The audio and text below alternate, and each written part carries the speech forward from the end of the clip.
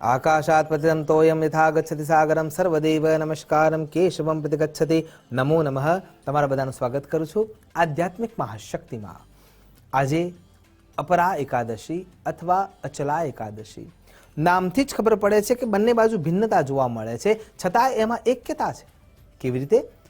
અપરા એકાદશી જે અપરિમિત શક્તિ આપનાર છે, અપરિમિત ધન આપનાર છે, જે અસીમતા ને સીમિત કરવા માટે તત્પરતા દાખવે છે, જે અસીમ હોવા છતાંય ક્યાંક ને ક્યાંક ઈશ્વરનું સાનિધ્ય લેવાથી પરિમિત રૂપમાં પરિણમિત થઈ જાય છે, એ અપરા છે, અપાર આપનારા, ચાહે એ સુખ હોય કે દુઃખ।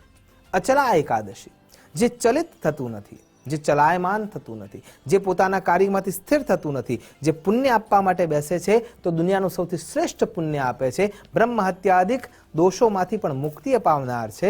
અશ્વમેધ યજ્ઞો કર્યા હોય એવા હજારો યજ્ઞોનું પુણ્ય એક વ્રત તરફથી આપવાવાળું છે એવું અચલ, જે ક્યાંય ચલાયમાન નથી, જે આદિભૌતિક, આધ્યાત્મિક અને આદિદૈવિક આ ત્રણેય તાપોમાંથી આપણને મુક્તિ અપાવનાર છે।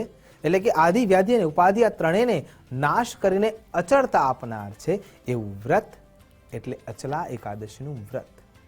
પણ જેમ હમણાં કહ્યું એ પ્રમાણે જો એ અપાર સુખ આપનાર છે તો એ અપાર દુઃખ પણ આપનાર છે, જો તમે ખોટા અવસ્થામાં ખોટા કર્મ દ્વારા એ દિવસને, એ વ્રતને ભંગ કરનારા છો તો। અને એટલા માટે આ દિવ્ય દિવસ આપણા સૌ માટે બળભાગી થઈને આવ્યો છે કે એ અપાર સુખ સુવિધા, ધન સંપદા, પુણ્ય લાભ આપનારો બની રહેશે। બસ એને પાલિત કરવા માટેના નિયમો જે છે એ એકાદશીના રૂપમાં સ્થિર થઈને કરવાના રહેશે। અને આ એકમાત્ર એવું વ્રત છે જે સ્પષ્ટ રૂપે સમજાવે છે કે અન્ય વ્યક્તિ માટે કરવામાં આવેલું કર્મ જે છે એ જ તમને કાં તો પાપમાં મૂકે છે કાં તો પુણ્યમાં મૂકે છે। ઈશ્વર તમારા આગળ કેવળ એક ઘટના મૂકે છે, એમાં તમે જે રિએક્ટ કરો છો અથવા રિસ્પોન્ડ કરો છો એ જ તમને પાપ અથવા પુણ્યમાં કન્સિડર કરાવનાર બને છે। એટલા માટે આજના દિવસથી સુયોગ્ય ક્રિયાકલાપ પર ધ્યાન રાખવું જરૂરી થઈ જાય છે। આવો જાણીએ એ અચલા અપરા એકાદશીની વ્રત કથા।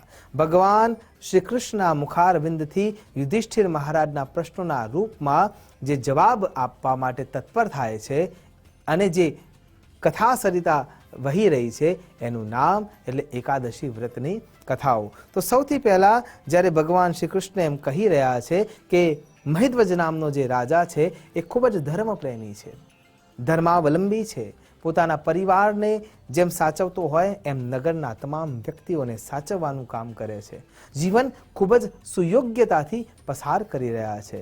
પણ ક્યાંક ને ક્યાંક જો તમે ધર્મ કરી રહ્યા છો અને તમે આસપાસના વ્યક્તિઓને સાચવી પણ રહ્યા છો, પણ કોઈ વખતે પદ, પ્રતિષ્ઠા ઈર્ષાનું કારણ બની જાય છે।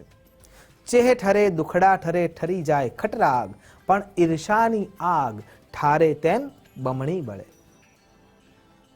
આ જ અવસ્થા અને એનો ભોગ મહિધ્વજ રાજા પોતાના ભાઈની સતત પ્રસન્નતા, પ્રશંસા, એના ચિત્તનું સ્થિરતાવાળું વ્યક્તિત્વ, એના કહેલા શબ્દોને સશબ્દ પાળનારા સુયોગ્ય સેવકો, એના આજુબાજુમાં તમામ પ્રકારની સુખ સુવિધાઓ અને ધર્મના કારણે એના આચરણથી શુદ્ધ થયેલું એનું તેજ, એનું શરીર, એની ઉર્જા એનો નાનો ભાઈ સહન કરી શકતો નથી। અને વજ્રધ્વજ જેનો નાનો ભાઈ છે એ એવી ફિરાકમાં છે કે કેવા સમયે હું મારા ભાઈનું મૃત્યુ કરી નાખું। એમ વજ્રધ્વજને એવું લાગે છે કે આ મારા પાસે આવનારું ધન છે એને મારો ભાઈ વેડફી રહ્યો છે। કુસંગ છે એ ક્યારે ના ક્યારે પોતાનું પરિણામ આપનાર બને જ છે। અને એટલા માટે જેમ જેમ રાજા અન્યને માટે મદદરૂપ થાય છે એમ એમ એના નાના ભાઈને એમ થઈ રહ્યું છે કે આ મારા ભાગનો જે હિસ્સો છે એ આ ગરીબોને આપી રહ્યા છે। અને જે આજુબાજુના વ્યક્તિઓ છે એ પણ એમના કાનમાં ઝેર રેડી રહ્યા છે। એટલા માટે સૌથી પહેલા કાનને શુદ્ધ કરતા રહેવું જરૂરી છે, વારે વારે એને સત્સંગ આપતા રહેવો જરૂરી છે। અને એટલા માટે જો સત્સંગથી તમે પોતાની જાતને દૂર કરી રહ્યા છો. આપણે પાણી વગર કેમ ચલાવતા નથી? આપણે શ્વાસ વગર કે વાયુ વિના કેમ ચલાવતા નથી? કેમ કે એ અનિવાર્ય છે જીવન જીવવા માટે. એમ જીવનમાં જ્યારે તમારા મતે સત્સંગ પણ અનિવાર્ય બનશે ત્યારે સમજો કે જીવન ઉન્નતતાને પ્રાપ્ત કરશે. અહીંયા એ સત્સંગનો અભાવ છે અને એના કારણે થઈને ઈર્ષા વધી રહી છે. અને એક દિવસ એવો આવે છે જ્યારે એને મોકો મળે છે પીપળના વૃક્ષની નીચે, જ્યારે રાજા પોતાનું વ્રત વિધિવિધાન કરવા માટે બેઠા છે અને એ જ વખતે વજ્રધ્વજ એમનું મસ્તક કાપી લે છે. રાજાની અકાળે મૃત્યુ થાય છે અને પીપળના તનામાં જ ત્યાં જમીનને ખોદીને રાજાના શરીરને દફનાવી દેવામાં આવે છે. અકાળે મૃત્યુ થવાના કારણે થઈને જીવાત્માને પ્રેત યોનિમાં જવું પડે છે અને મહિધ્વજ રાજાનું જે અંતરંગ શરીર છે એ પ્રેત યોનિમાં પરિણમિત થઈને સજા ભોગવી રહ્યું છે. આ કેવી વ્યવસ્થા!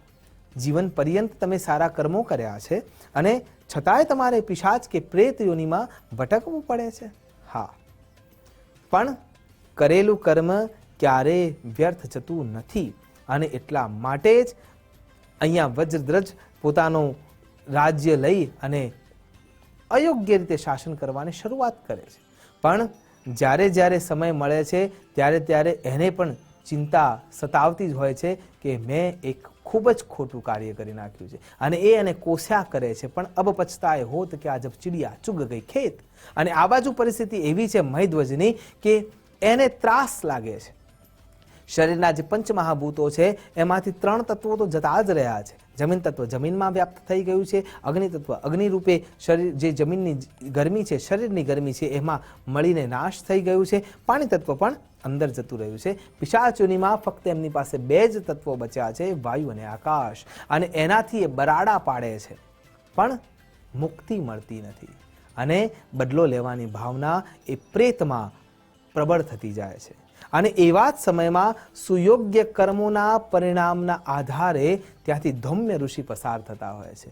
ધૌમ્ય ઋષિ જ્યારે ત્યાંથી પસાર થાય છે તેમને પોતાના તપના બળના કારણે ચારે બાજુ ચીસો સંભળાય છે, આક્રંદ સંભળાય છે, ક્રોધ સંભળાય છે, ક્રોધના અંદર આવેશ જે છે એના ફૂત્કાર સંભળાય છે. અને એ વખતે ધૌમ્ય ઋષિ એ પીપળાના તનામાં બેસીને આંખો બંધ કરીને જોવે છે કે ઘટના શું થઈ છે. અને આ જોયા પછી ઋષિનું મન દ્રવિત થાય છે અને એ મહિધ્વજની પ્રેત યોનિમાંથી મુક્તિ થાય એ હેતુથી અચલા એકાદશીનું અને અપરા એકાદશીનું વ્રત કરવા માટે બેસે છે. ઋષિ ધૌમ્ય પરમ તેજસ્વી, પરમ ઓજસ્વી, પરમ શક્તિવંત, જ્ઞાની નિયમો સાથે કટિબદ્ધ થઈ સંકલ્પ સાથે એ મહિધ્વજના પ્રેતની મુક્તિ માટે થઈને અપરા એકાદશીનું વ્રત આચરે છે. વ્રત પૂરું થતાં સંકલ્પ સાથે એ તપનો બળ એમને આપવામાં આવે છે અને તુરંત દિવ્ય શરીર મહિધ્વજને મળે છે અને મુક્તિ પામે છે. કહેવાનો અર્થ અહીંયા સમજવા જેવો છે કે અન્ય વ્યક્તિ પણ જો તમારા માટે આ વ્રત કરે છે અથવા અન્ય વ્રત કરે છે તો એનું પરિણામ પુણ્ય રૂપે તમને મળે છે અને મળે જ છે. જીવન પર્યંત સત્કર્મ કર્યા છે તો અંત પણ સત્કર્મના આધારે પરિણામમાં સુખદ જ મળશે. અને એટલા માટે વ્રત વિધિ વિધાન ક્યારેય પણ અફળ જતું નથી. હું વારે વારે કહું છું કે સળગતા અંગારા ઉપર જાણી જોઈને હાથ મૂકવામાં આવે તો પણ દજાય છે અને અજાણતા હાથ મૂકવામાં આવે તો પણ દજાય છે. એટલે કર્મ તમે જાણી જોઈને સારું કર્યું છે તો એનું પણ પરિણામ તમને સારું મળવાનું છે અને જો જાણીએ જોઈને કે અજાણતા પણ ખોટું કર્યું છે તો એનું પણ પરિણામ તમને મળવાનું જ છે.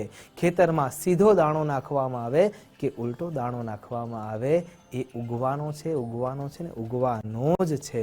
કહેવાનો અર્થ એટલો જ છે કે સુયોગ્ય રીતે ભગવાન શ્રી હરિનારાયણનું સાનિધ્ય લેતા લેતા અચલા એકાદશીનું વ્રત કરી ખરા અર્થમાં જેને એની જરૂર છે એને એનું દાન કરી અને વધારે સારું ફળ આપણે આપણા ખાતામાંથી જ્યારે દાન આપીએ છીએ તો ઈશ્વર એના ખાતામાંથી ખૂબ કરીને આપનારો બને છે.